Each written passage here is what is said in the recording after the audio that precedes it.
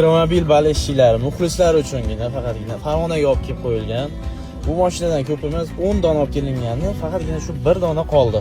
Series faqatgina Yevropa uchun ishlab chiqarilgan. Ayto kompaniyasi tegishli bo'lgan mashinamiz. 185 ot kuchiga ega. Bu mashinamiz panoramasini qarang. Boshidan oxirigacha panorama. Mashinamiz abduf, abagrev, sizne massaj, bunaqa kolonka yog'och hisoblanadi. Mashinamiz qarang, maza qilasiz. Mashinamiz Porsche'ga ham o'xshab ketadi. Porsche deydi-ku. Bitta mingangizni yaxshi ko'rib qoladigan mashina. Juda maksimal darajada nima deydi? Kolonka akustikalari bor. Shunaqangi mazza qildirib yurar ekan mashina. Orqalari ham kengina ekanda, qarang. Orqasida qancha joy turibdi.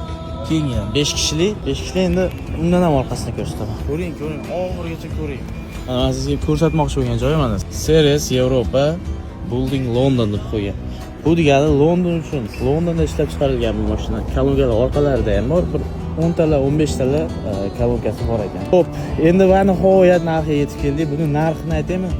25.500 dollarga berib yuboradi. 42 ming atrofida sotiladigan mashina salondan hozir qiziqib kirib ko'ring. 42 ming atrofida sotiladigan mashinani 25.500 ga berib yuboramiz ichi. Srochniy telefon qilib baraka qiling, elektromobil tushunadigan insonlarga srochniy video tashab qo'ying. Buni narxini qanaqadir Malibu bilan yoki boshqa mashina bilan solishtirmang. Ishoning, ancha yaxshi mashinalardan bittasi bo'lib hisoblangan. Qani, turishi ham Porsche'ga o'xshab ketadi-yu. Maza qilasiz, bosib yuboring jigar.